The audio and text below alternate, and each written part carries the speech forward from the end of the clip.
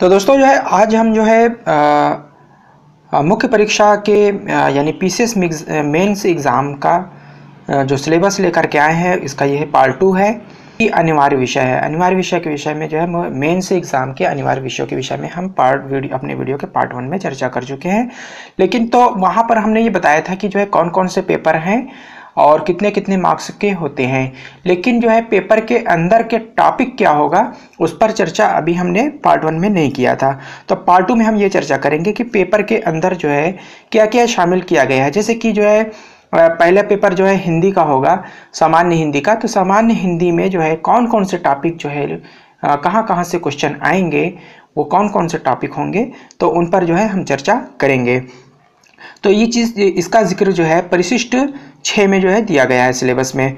तो सम्मिलित राज्य प्रवर अधीनस्थ सेवा परीक्षा की मुख्य लिखित परीक्षा हेतु निर्देश तथा पाठ्यक्रम तरीके से जो है कुछ दिशा निर्देश हैं। बाकी विषयों के विषय में अगर हम बात करेंगे तो यहाँ पर जो है सबसे पहले सामान्य हिंदी है।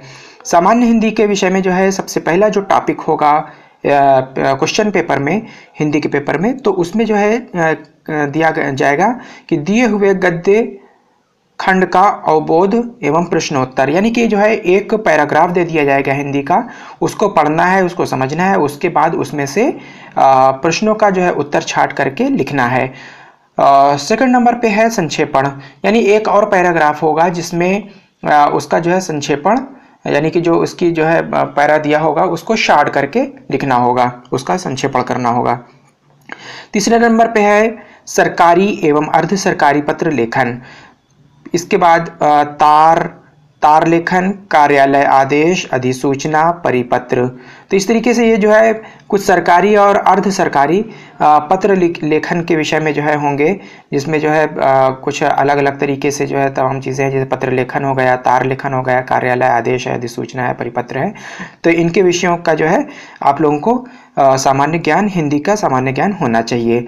फिर चौथे नंबर पे है शब्द ज्ञान एवं प्रयोग। शब्दों के विषयों में जो है ज्ञान होना चाहिए और उनका प्रयोग किस प्रकार से होगा इसकी आप लोगों को बेसिक जानकारी होनी चाहिए। इसमें जो है दिया हुआ है, जैसे नंबर आ करके चौथे का आ है उपसर्ग एवं प्रत्यय। तो उपसर्ग क्या होता है, प्रत्यय क्या होता है, इस विषय की आप लोगों को जो है जानकारी होनी चाहिए। तो इसका जो है आप लोग अध्ययन कर लीजिएगा। 12 नंबर में विलोम शब्द होगा। इसके साथ ही साथ वाक्यांश के लिए एक शब्द होगा, यानी अनेक शब्दों का एक शब्द, यानी वन वर्ड जिसको कहते हैं इंग्लिश में। इसके अलावा 10 नंबर में वर्तनी, यानी कि स्पेलिंग मिस्टेक जो है उसमें बताना होगा। तो जो है किस शब्द की जो है क्या सही स्पेलिंग होगी, क्या सही वर्तनी होगी, इसकी जानकारी आप लोगों को होना चाहिए। साथ ही साथ जो है वाक्य शुद्धि, शब्दों को जो है दिया जाएगा सेंटेंस, उसमें कुछ ना कुछ जो है मिस्टेक होगी, तो उसको आप लोगों को जो है सुधार करके बताना होगा कि यहाँ पर इस सेंटेंस में ये जो है मिस्टेक है और इस सेंटेंस को इस प्रकार से लिखा जाना चाहिए। 5वें नंबर पे है लोकोक्ति एवं मुहावरे। लोकोक्ति और मुहावरे आप लोग जानते होंगे, अगर नहीं पढ़े हैं तो आप लोगों को लोकोक्ति और मुहावरों की तैयारी कर लीजिएगा, इसमें से भी काफ़ी प्रश्न आते हैं। इसके बाद जो है निबंध आएगा लिखने को। तो ये निबंध जो है हिंदी, अंग्रेजी और उर्दू में जो है आप लोग तीनों में से किसी भी एक भाषा में लिख सकते हैं। तो ये जो है इनके कुछ टॉपिक होंगे, ये जो है 3 खंड में पूछे जाएंगे। इसके विषय में जो है थोड़ी सी डिटेल दिया हुआ है, इसको पहले जो है पढ़ लेते हैं कि निबंध के प्रश्न पत्र 3 खंड में होंगे, यानी कि जो है जो प्रश्न पूछे जाएंगे फिर 3 खंडों में पूछे जाएंगे और प्रत्येक खंड से एक एक विषय पर 700 शब्दों में निबंध लिखना होगा। यानी जो है 3 खंड से जो है 3 खंडों में जो है प्रश्न पूछे जाएंगे। हर खंड से कम एक एक विषय पे जो है तीनों खंडों से एक एक जो है विषय से जो है एक एक टॉपिक चूज करना होगा और हर खंड में कम से कम जो है तीन विषयों पे पूछे जाएंगे। तो इस प्रकार से जो है 3 खंड होंगे, तो 3 त्रिक 9 टोटल जो है 3 तिया 9 टॉपिक जो है, या ये कह सकते हैं कि 9 प्रश्न जो है होंगे या 9 टॉपिक होंगे, जिसमें से आप लोगों को हर खंड से एक एक, यानी जो है हर खंड से एक एक मिला करके, यानी तीनों खंड से 3 जो है एक एक विषय पर, यानी तीनों खंड से एक एक जो है निबंध आप लोगों को लिखना होगा। और ये जो है 700 शब्दों से कम का नहीं होना चाहिए। प्रत्येक खंड 50-50 अंकों का होगा, यानी एक ऐसे के लिए, एक निबंध के लिए 50 अंक निर्धारित किया गया है।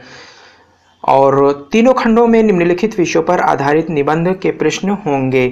तो तो किन किन टॉपिक्स से रिलेटेड जो है वो, या किन किन टॉपिक्स से जो है वो ऐसे जो है उठाएगा आयोग, किन किन टॉपिक से पूछा जा सकता है, तो उसके विषय में जो है बताया गया है कि खंड का में जो है साहित्य और संस्कृति, दूसरे नंबर पे सामाजिक क्षेत्र, तीसरे नंबर पे राजनैतिक क्षेत्र। अब खंड खा में आ जाते हैं तो विज्ञान, पर्यावरण एवं प्रौद्योगिकी, यानी कि साइंस एवं टेक्नोलॉजी से भी जो है निबंध आएगा। फिर आर्थिक क्षेत्र, यानी जो है जो हमारी इंडियन इकोनॉमी है उससे भी जो है क्वेश्चन आ सकता है या आएगा। और तीसरे नंबर पे कृषि और व्यापार, कृषि उद्योग एवं व्यापार से संबंधित, यानी जो है कृषि के क्षेत्र से, उद्योग से के क्षेत्र से या व्यापार के क्षेत्र से भी निबंध आएगा। इसके अलावा खंड गा में आ जाते हैं राष्ट्रीय एवं अंतर्राष्ट्रीय घटनाक्रम पर जो है एक निबंध होगा। इसके बाद प्राकृतिक आपदा, भूस्खलन, भूकंप, बाढ़, सूखा आदि। तीसरा होगा राष्ट्रीय विकास योजनाएं एवं परियोजनाएं। तो तीसरे खंड में जो है राष्ट्रीय और अंतर्राष्ट्रीय जो है घटनाएं क्रम होती हैं, जो घटनाएं घटती हैं, तो उन पर जो है आप लोगों की नज़र होनी चाहिए। राष्ट्रीय स्तर पर कौन कौन सी घटनाएं घटी हैं और अंतर्राष्ट्रीय स्तर पर कौन कौन सी घटनाएं घटी हैं। अगर इन चीज़ों को आप लोग जो है बराबर न्यूज़पेपर पढ़ते हैं, न्यूज़ टीवी या रेडियो में जो है सुनते हैं या मोबाइल पे सुनते हैं, और तो जो है आप लोगों को इस बात की जानकारी।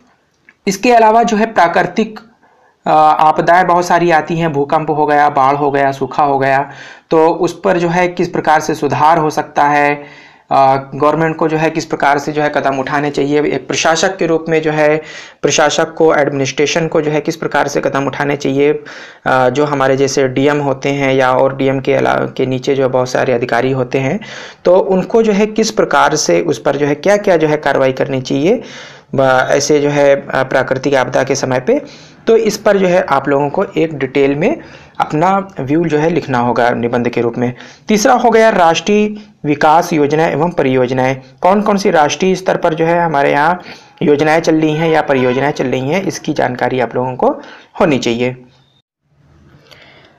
अब दोस्तों जो है बात कर लेते हैं सामान्य अध्ययन फर्स्ट पेपर, यानी जो है जनरल स्टडी का जो फर्स्ट पेपर होगा उसमें जो है कौन कौन से टॉपिक हैं, क्या पढ़ना है। तो जनरल स्टडी के जो है 4 पेपर होंगे, आप लोगों को हमने जो है पहले वाले वीडियो में बताया था, उसको अगर जिन लोगों ने नहीं देखा है तो उस वीडियो में जाकर के आप लोग जो है ज़रूर देख लीजिएगा। तो वहाँ पे पहले मैंने विषयों के विषय में जो है थोड़ी बहुत चर्चा किया है कि कौन कौन से पेपर होंगे, कितने मार्क्स के होंगे, कितने घंटे का होगा, तो उस विषय पे मैंने चर्चा किया था। तो अब हम जो है यहाँ पर जो है तो 4 पेपर होंगे, तो चारों पेपर में जो है क्या जो है उसमें अलग अलग जो है किस प्रकार से पेपर आएगा, चारों में फ़र्क क्या है, चारों में अंतर क्या होगा, तो इस विषय में जो है हम यहाँ पे टॉपिक देख लेते हैं। तो पहला जो है टॉपिक दिया हुआ है कि भारतीय संस्कृति के इतिहास में प्राचीन काल से आधुनिक काल तक के कला, प्रारूप, साहित्य एवं वास्तुकला के महत्वपूर्ण पहलू शामिल होंगे। तो यहाँ पर जो है ये एक प्रकार से जो है इतिहास के बारे में जो है कह रहा है कि जो भारत का इतिहास है उसकी जो संस्कृति है प्राचीन काल से लेकर के आधुनिक काल तक के जो है उसमें आधुनिक काल तक कला, प्रारूप, साहित्य एवं वास्तुकला जो है जो भवन निर्माण से संबंधित होती है, इनके ये इसको जो है वास्तुकला इसको बोलते हैं। तो इसका जो है आप लोगों को जो है अध्ययन करना होगा।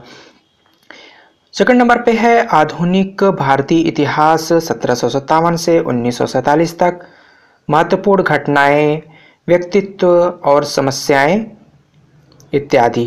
तो 1757 से लेकर के जो प्लासी का युद्ध हुआ था वहाँ से लेकर के 1947 तक जो है भारत में किस प्रकार की घटनाएं घटी, इसका जो है आप लोगों को विशेष अध्ययन करना होगा।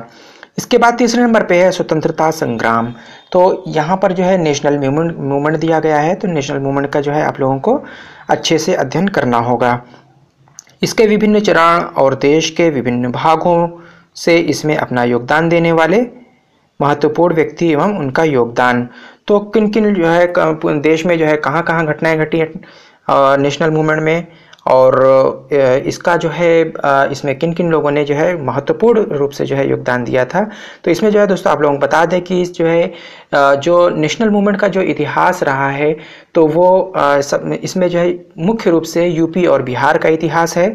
नेशनल मूवमेंट की जो शुरुआत हुई है, जो घटनाएं घटी हैं वो मुख्य रूप से यूपी और बिहार में घटी हैं। तो आप लोगों को यूपी और बिहार के इतिहास का जो है मुख्य रूप से जो है स्टडी करना होगा। चौथे नंबर पे है स्वतंत्रता के पश्चात देश के अंदर एकीकरण एवं पुनर्गठन 1965 ईस्वी तक।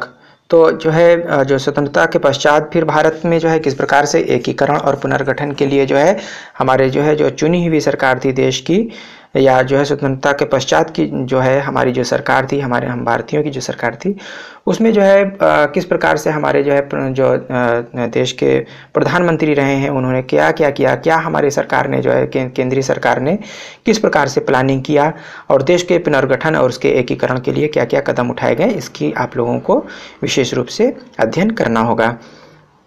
5वें नंबर पे है विश्व का इतिहास में 18वीं सदी से 20वीं सदी के मध्य तक की घटनाएं, जैसे फ्रांसीसी क्रांति 1789 और औद्योगिक क्रांति, विश्व युद्ध, राष्ट्रीय सीमाओं का पुनः सीमांकन, राष्ट्रीय सीमाओं का पुनः सीमांकन, उपनिवेशवाद की समाप्ति, राजनीतिक दर्शन शास्त्र जैसे साम्यवाद, पूंजीवाद, समाजवाद, नाजीवाद इत्यादि के रूप में समाज पर उनके प्रभाव इत्यादि शामिल होंगे। तो ये जो है विश्व का इतिहास है 18वीं सदी का जो है, इसमें जो है औद्योगिक क्रांति हुई थी, विश्व युद्ध हुए थे, राष्ट्रीय सीमाओं का जो है सीमांकन हुआ था, और उपनिवेश पर जो है एक प्रकार से जो है का जो है अंत हुआ था उपनिवेश का, और उपनिवेश जो है इसमें बढ़ावा भी मिला था और इसकी समाप्ति भी हुई थी। इसके अलावा जो है जो दर्शन शास्त्र है इस पर जो है क्या प्रभाव पड़ा, पूंजीवाद, साम्यवाद, नाजीवाद, फासीवाद, इन सारी विषयों पर भी जो है आप लोगों की अच्छी जो है तैयारी होनी चाहिए। छठे नंबर पे है भारतीय समाज एवं संस्कृति की मुख्य विशेषताएं। 7वें नंबर पे है महिलाओं की समाज और महिला संगठनों की भूमिका। तो समाज में जो है महिलाओं की जो है क्या भूमिका है, महिला संगठनों की क्या भूमिका है, जनसंख्या, इसके साथ साथ जो है संबद्ध समस्याएं, जनसंख्या और जनसंख्या से संबद्ध समस्याएं, गरीबी और विकासात्मक विषय, शहरीकरण फिर उसके बाद बढ़ता गया और उससे जो है समस्या जो है भी जो है खड़ी होती गई। ज़्यादा शहरीकरण होने से समस्याएं भी जो है जन्म लेने लगी, और उनके जो है रक्षोपाय यानी जो है उसका सोल्यूशन क्या होना चाहिए। शहरीकरण अगर ज़्यादा हो रहा है, उससे समस्या हो रही, तो उसका जो है सोल्यूशन क्या होगा, इस पर भी आप लोगों की स्टडी होनी चाहिए। 8वें नंबर पे है उदारीकरण, निजीकरण, वैश्वीकरण का अभिप्राय और उनका भारतीय समाज के अर्थव्यवस्था, राज्य व्यवस्था और समाज संरचना पर प्रभाव। तो जो उदारीकरण हुआ उसके बाद जो है 90 के दशक में जो है उदारीकरण शुरू हुआ, निजीकरण शुरू हुआ, वैश्वीकरण शुरू हुआ। इसका जो है अभिप्राय क्या है, उदारीकरण क्या होता है, निजीकरण क्या होता है, वैश्वीकरण क्या होता है, तो इनकी सबकी जो है डिफिनीशन अच्छे से आनी चाहिए आप लोगों को, क्योंकि जो है आप लोगों को ये जो है लिखना है इसको मेंस में, तो इसके विषय में जो है अच्छी जानकारी आप लोगों को होना चाहिए। फिर भारतीय समाज की जो अर्थव्यवस्था है वो किस प्रकार की है, इस पर जो है आप लोगों को अच्छी स्टडी होनी चाहिए। और राज्य व्यवस्था और समाज संरचना पर इसका जो है हमारी जो है राज्य की जो व्यवस्था है, जो हमारी समाज की जो संरचना है, उस पर इसका जो है हम क्या प्रभाव पड़ रहा है इन चीज़ों का, यानी कि उदारीकरण का, निजीकरण का और वैश्वीकरण का। तो इस पर जो है हम बाद में चर्चा करेंगे कि ये सारी चीज़ें क्या हैं। तो पहले हम सिलेबस पे जो है एक संक्षिप्त अभी हम यहाँ पे बात कर रहे हैं, बहुत डिटेल में हम बात नहीं कर सकते वरना वीडियो बहुत बड़ा हो जाएगा। फिर सामाजिक सशक्तिकरण, सांप्रदायिकता, क्षेत्रवाद, धर्मनिरपेक्षता। 10वें नंबर पे विश्व के प्रमुख प्राकृतिक संसाधन का वितरण, जल, मिट्टियाँ, वन, दक्षिण एवं दक्षिण पूर्व एशिया में भारत के विशेष संदर्भ में। 11वां है भौतिक भूगोल की प्रमुख विशिष्टताएं, भूकंप, सुनामी, ज्वालामुखी क्रियाएं, चक्रवात, समुद्री जल धाराएं, पवन एवं हिम सरिताएं। तो ये जो है ये एक प्रकार से जो है भौतिक भूगोल है। तो भौतिक भूगोल को आप लोगों को जो है अच्छी से जो है स्टडी करनी होगी। तो भौतिक भूगोल में और कौन कौन से टॉपिक हैं बाकी यहाँ पर दिया हुआ है कि जैसे भूकंप हो गया, ये सब भौतिक भूगोल में आता है। भूकंप के बारे में, सुनामी के बारे में, ज्वालामुखी, चक्रवात, ये सारी चीज़ें आप लोगों को पढ़ना होगा। 12वें नंबर पे है भारत के सामुद्रिक संसाधन एवं उसकी संभाव्यता। भारत के जो है सामुद्रिक भारत संसाधन जो है समुद्र में जो है, जो जैसे कि जो है मछली पालन हो गया, और समुद्र के अंदर से जो है प्राप्त करने वाली होने वाली जो है जो खनिज संपदाएं हैं, और समुद्र का जो है क्या महत्व है हमारे देश के लिए, तो इन सारी चीज़ों पे, विषयों पे जो है इसकी स्टडी करनी होगी। फिर मानव प्रवास, विश्व की शरणार्थी समस्या भारत उपमहाद्वीप के संदर्भ में। तो मानव प्रवास, विश्व की मानव प्रवास जो है अक्सर जो है क्या होता है कि एक देश में जो है कोई समस्या आ गई तो उस वहाँ से शरणार्थी के रूप में भाग करके दूसरे देश में आ जाते हैं। तो इसका जो है हमारे भारत के संदर्भ में जो है क्या प्रभाव पड़ा, और उपमहाद्वीप के संदर्भ में क्या प्रभाव पड़ा, इन सारी चीज़ों का जो है शरणार्थी के संबंध में। जैसे तिब्बती शरणार्थी हमारे यहाँ जो है काफ़ी शरण लिए हुए हैं। इसके अलावा जो है म्यांमार के शरणार्थी जो है भारत में जो है, जो रोहिंग्या जनजाति के लोग हैं वो आए हुए हैं। तो इस तरीके से तमाम तरह के शरणार्थी जो है तमिल जो है एक प्रकार से जो वहाँ के वापसी किए हुए हैं श्रीलंका से। तो अलग अलग क्षेत्रों में जो है अलग अलग प्रकार के शरणार्थी आए हुए हैं। तो उनका जो है हमारे भारत देश पे या भारतीय उपमहाद्वीप में जो है क्या असर पड़ रहा है, इस पर जो है आप लोगों को स्टडी करनी होगी। फिर 14वें नंबर पे है सीमांत तथा सीमाएं भारत उपमहाद्वीप के संदर्भ में। तो भारत के उपमहाद्वीप के संदर्भ में जो है, जो हमारे जो सीमांत है, जो भारत की सीमाएं हैं, जहां हमारी सीमा अंत हो रहा है सीमा का, तो इस पर जो है भारतीय उपमहाद्वीप के संदर्भ में क्या प्रभाव पड़ रहा है, इस पर जो है आप लोगों को जानकारी होनी चाहिए। 15वें नंबर पे है जनसंख्या एवं अधिवास भारत एवं प्रतिरूप, नगरीकरण, स्मार्ट नगर एवं स्मार्ट ग्राम। तो जनसंख्या, इसके बाद अधिवास यानी कि जो है उनका निवास, और जो है इसका प्रकार, इसका प्रतिरूप। फिर नगरीकरण हो रहा है, फिर नगरीकरण के से और आगे बढ़ करके स्मार्ट नगर यानी स्मार्ट सिटी, स्मार्ट जो है विलेज, इनका जो है निर्माण हो रहा है, आगे बढ़ डेवलपमेंट हो रहा है। तो इसका हमारे समाज में किस प्रकार से प्रभाव पड़ रहा है, इसकी भी जानकारी आप लोगों को होनी चाहिए। 16वें नंबर पे है उत्तर प्रदेश का विशेष ज्ञान। आप लोगों को यूपी स्पेशल जो है पढ़ना होगा। यूपी स्पेशल के लिए जो है बहुत सारी मार्केट में बुक आती है, तो आप लोग जो है किसी भी जो है बुक को अगर आप लोग ले लेते हैं तो आप लोग जो है उत्तर प्रदेश विशेष यानी उस यूपी स्पेशल के विषय में जानकारी हासिल कर सकते हैं। इसमें जो है इस कौन कौन से टॉपिक होंगे यूपी स्पेशल में यानी उत्तर प्रदेश विशेष पर, तो इसमें इतिहास हो गया, यानी यूपी का जो है उत्तर प्रदेश का इतिहास, उसमें उत्तर प्रदेश की संस्कृति, यहाँ की कला, यहाँ की साहित्य, लिटरेचर कौन कौन से हैं, और वास्तुकला यानी कि जो है कौन कौन से जैसे किले हो गए, और कोई मंदिर है या मस्जिद है, गुरुद्वारा है, बौद्ध है, तो ये सारी चीज़ें है, बौद्ध विहार हो गए। तो इन विषयों की जो है आप लोगों को वास्तुकला की अच्छी जानकारी होनी चाहिए। इसके अलावा त्यौहार हो गया, लोक नृत्य हो गया, साहित्य हो गया, प्रादेशिक भाषाएं, धरोहरें, सामाजिक रीति रिवाज एवं पर्यटन। 17 नंबर पे है उत्तर प्रदेश का विशेष ज्ञान। उत्तर प्रदेश के विशेष ज्ञान में टॉपिक है भूगोल, मानव एवं प्राकृतिक संसाधन, जलवायु, मिट्टियाँ, वन, वन्य जीव, खदान और खनिज, सिंचाई के स्रोत। तो ये इतना जो है फर्स्ट पेपर का ये हो गया। अब दोस्तों जो है बात कर लेते हैं सेकंड पेपर की। जीएस का जो सेकंड पेपर होगा उसमें कौन कौन से टॉपिक होंगे, तो उसका सेकंड पेपर का फर्स्ट टॉपिक है भारतीय संविधान। अब ये जो है पॉलिटी विषय यहाँ पे उठा लिया है सेकंड पेपर में, पॉलिटी से क्वेश्चन जो है पुटअप किए जाएंगे।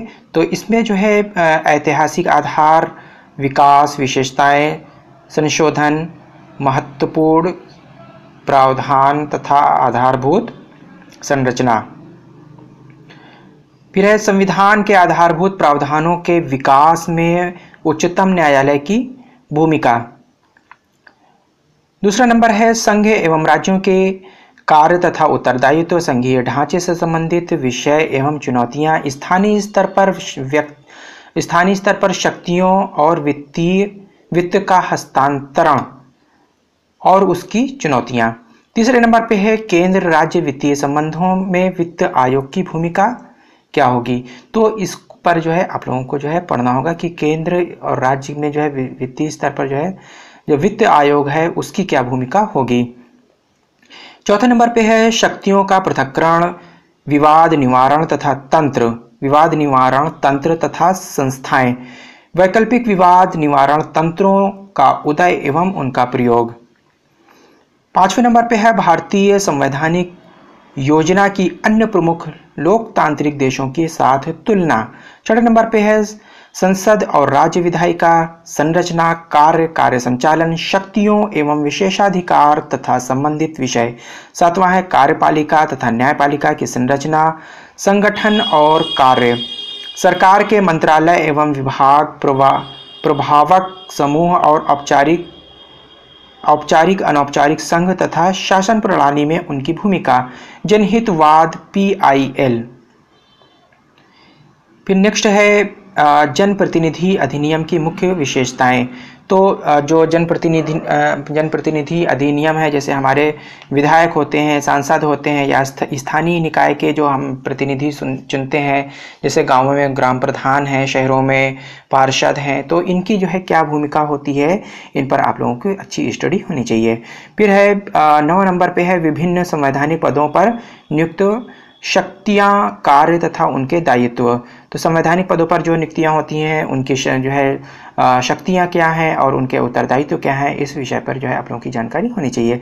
10वां नंबर है संविधिक विनियम और विभिन्न अर्ध न्यायिक निकाय, नीति आयोग समेत उनकी विशेषताएं एवं कार्यभार।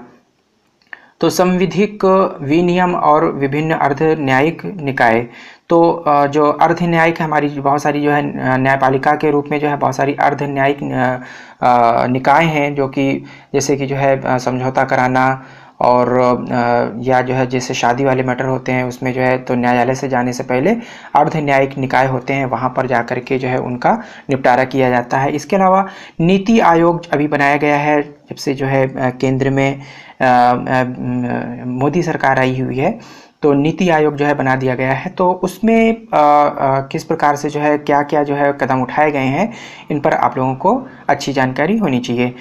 11वें नंबर पे है सरकारी नीतियों और विभिन्न क्षेत्रों में विकास के लिए हस्तक्षेप, उनके अभिकल्पन तथा कार्यान्वयन के कारण उत्पन्न विषय एवं सूचना संचार प्रौद्योगिकी ICT की जो है अच्छी जानकारी होनी चाहिए। इसके बाद है विकास प्रक्रियाएं, गैर सरकारी संगठनों की भूमिका, स्वयं सहायता समूह, विभिन्न समूह एवं संघ, अभिदाता, सहायतार्थ संस्थाएं, संस्थागत एवं अन्य अंशधारक। तो इसमें जो है जो बहुत सारे जो है गैर सरकारी संगठन चलते हैं, स्वयं सहायता समूह चलते हैं।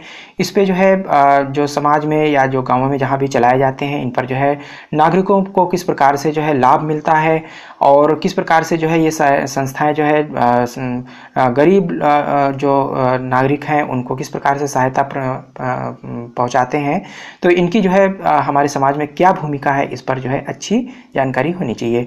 13 नंबर पे है केंद्र एवं राज्यों द्वारा जनसंख्या के अति संवेदनशील वर्गों के लिए कल्याणकारी योजनाएं और इन योजनाओं का कार्य निष्पादन, इन अति संवेदनशील वर्गों के रक्षा एवं बेहतरी के लिए संगठित तंत्र, विधि, संस्थाएं एवं निकाय। तो 13 नंबर पे है कि जनसंख्या के लिए जो है सरकार किस प्रकार से जो है नीति बना रही है, कल्याणकारी योजनाएं किस प्रकार से बना रही है और जनसंख्या पर जो है किस प्रकार से नियंत्रण हो सकता है, और यानी जो है इनसे रक्षा के लिए, इसकी बेहतरी के लिए जो है क्या क्या कदम उठाए जा सकते हैं, इसमें जो है कौन कौन से कानून बने हुए हैं, संस्थाएं और निकाय का कौन सी काम कर रही हैं, इस पर जो है अच्छी नज़र, इन सारे विषयों पे अच्छी नज़र होनी चाहिए। फिर 14 नंबर पे है स्वास्थ्य हो गया, शिक्षा हो गया, मानव संसाधनों से संबंधित सामाजिक क्षेत्र सेवाओं से के विकास एवं प्रबंधन से संबंधित विषय होंगे। तो आप लोग जो है इस पे स्वास्थ्य के विषय पे जो है केंद्र सरकार और राज्य की सरकारों के द्वारा जो है कौन कौन सी जो है योजनाएं बनाई जाती हैं, क्या क्या कदम उठाए जाते हैं, शिक्षा के क्षेत्र में कौन कौन से कदम उठाए गए हैं, या मानव संसाधन के लिए जो है कौन कौन से कदम उठाए गए हैं राज्य सरकार और केंद्र सरकार की ओर से, इस पर जो है अच्छी जानकारी होनी चाहिए। सामाजिक क्षेत्र समाज सेवाओं के विकास एवं प्रबंधन से संबंधित विषय भी इसमें शामिल किए जाएंगे। 15 नंबर पे है गरीबी एवं भूख से संबंधित विषय एवं राजनीतिक व्यवस्था के लिए इनका निहितार्थ। तो गरीबी को कैसे दूर करना है, भूख से संबंधित जो समस्याएं होती हैं, लोगों की भूखमरी का शिकार हो जाते हैं तो इससे मौत भी हो जाती है, तो इस पर जो है राजनीतिक रूप से जो है क्या व्यवस्था होनी चाहिए, इस पर जो है आप लोगों को अच्छी जानकारी होनी चाहिए। आप लोगों का खुद का अपना जो है व्यू होना चाहिए, क्योंकि आप लोग जो है अगर जब सिलेक्ट होकर के जाएंगे एक प्रशासक के रूप में काम करेंगे तो आप लोगों को जो है उस पर जो है अपनी राय देनी होगी, एक अच्छा जो है विचार होना चाहिए, अच्छा प्लान होना चाहिए। तो ये सारी विषयों पे आप लोगों को अच्छी जो है गहरी जानकारी होनी चाहिए। 16 नंबर पे है शासन व्यवस्था पारदर्शिता। शासन व्यवस्था जो है कैसे चलानी चाहिए, इस पर जो है अच्छी जानकारी हो। पारदर्शिता कैसे, ट्रांसपेरेंसी कैसे ला सकते हैं, और जवाबदेही जो है किस प्रकार से बनाई जा सकती है, उत्तरदायी जो है कैसे बनाया जा सकता है, लोगों को अपने से नीचे वाले जो होते हैं उनको जो है कैसे उत्तरदायी बनाया जा सकता है, इस पर जो है महत्वपूर्ण पक्ष आप लोगों को रखना होगा।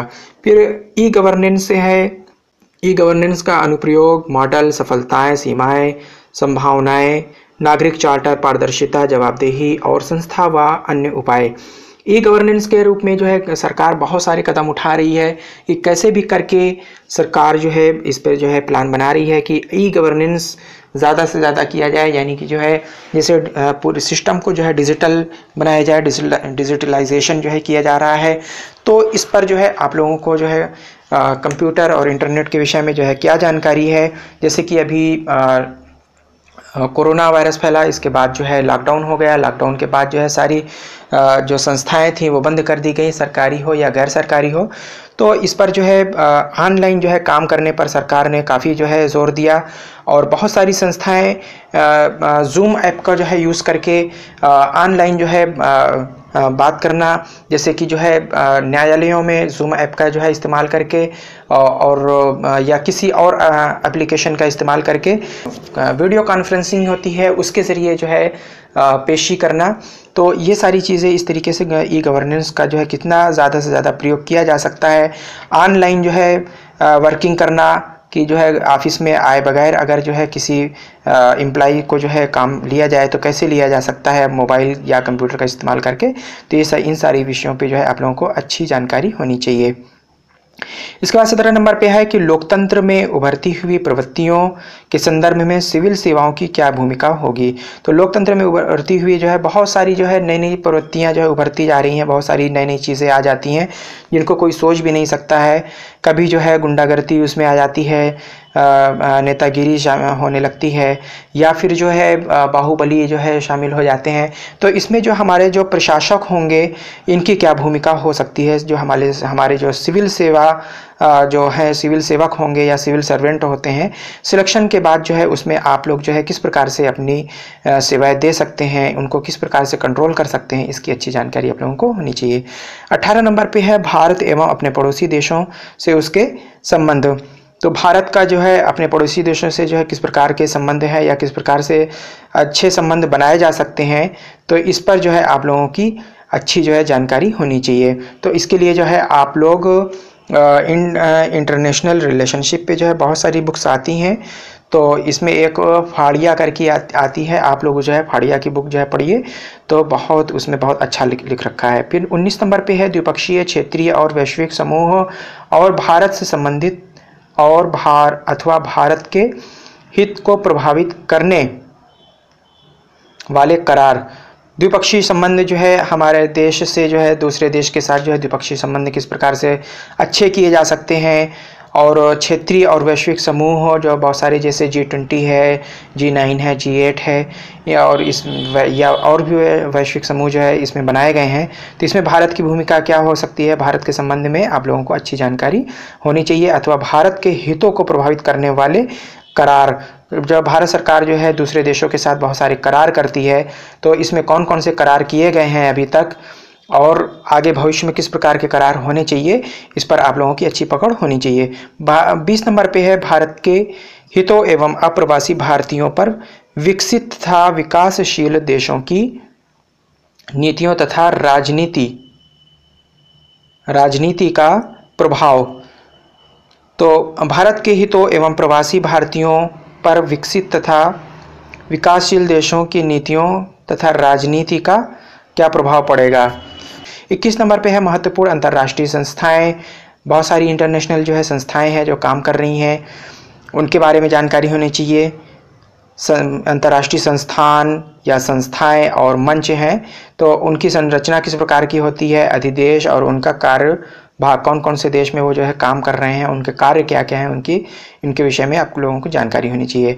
22 नंबर पे है उत्तर प्रदेश के राजनीतिक, प्रशासनिक, राजस्व एवं न्यायिक व्यवस्थाओं की विशिष्ट जानकारी। तो उत्तर प्रदेश की जो राजनीतिक व्यवस्था है, जो प्रशासनिक व्यवस्था है, राजस्व और न्यायिक से संबंधित जो है आप लोगों को अच्छी जानकारी होनी चाहिए।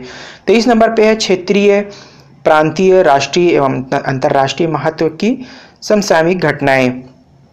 तो दोस्तों जो है यहाँ पर जो है जो क्षेत्रीय स्तर पे बहुत सारी घटनाएं घटती हैं, या प्रांतीय स्तर पे, या राष्ट्रीय स्तर पे, या अंतर्राष्ट्रीय स्तर पे बहुत सारी जो है समसामयिक घटनाएं घटती हैं। इन घटनाक्रम पर जो है आप लोगों की अच्छी नज़र होनी चाहिए।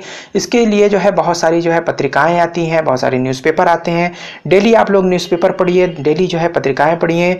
मंथली जो है आती है पत्रिकाएं, उनको ज़रूर आप लोग जो है कोई भी एक जो है, चाहे प्रतियोगिता दर्पण ले लीजिए, घटना चक्र ले लीजिए, तो या परीक्षा मंथन की आती है, बहुत सारी आती हैं, तो आप लोग जो है कोई भी ले लीजिए, उस पर जो है हर महीने उसको पढ़ते रहिए। उसमें से अलग से भी आप लोग जो है नोट्स बनाते रहिए कि कौन कौन सी घटनाएं घट रही हैं, उनका कुछ जो है शॉर्ट नोट तैयार करते चलिए।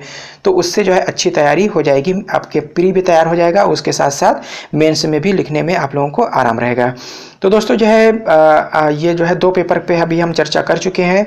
वीडियो जो है काफ़ी लंबा हो जाएगा, इसलिए अभी हम यहीं पर जो है स्टॉप कर रहे हैं। इसके बाद हम अगला 3rd वीडियो बनाएंगे, जिसमें 3rd पेपर और 4th पेपर के विषय में हम चर्चा करेंगे। तो दोस्तों जो है आप लोगों को हमारा वीडियो कैसे लगा, अगर पसंद आया तो लाइक करिएगा, सब्सक्राइब करिएगा, शेयर करिएगा और बेल का आइकन प्रेस करना बिल्कुल भी ना भूलिएगा। और आप लोगों को जो है कोई भी समस्या हो तो आप लोग कमेंट बॉक्स में ज़रूर लिखिएगा। तो दोस्तों मिलते हैं अगले वीडियो में जल्दी ही। Thank you very much, bye.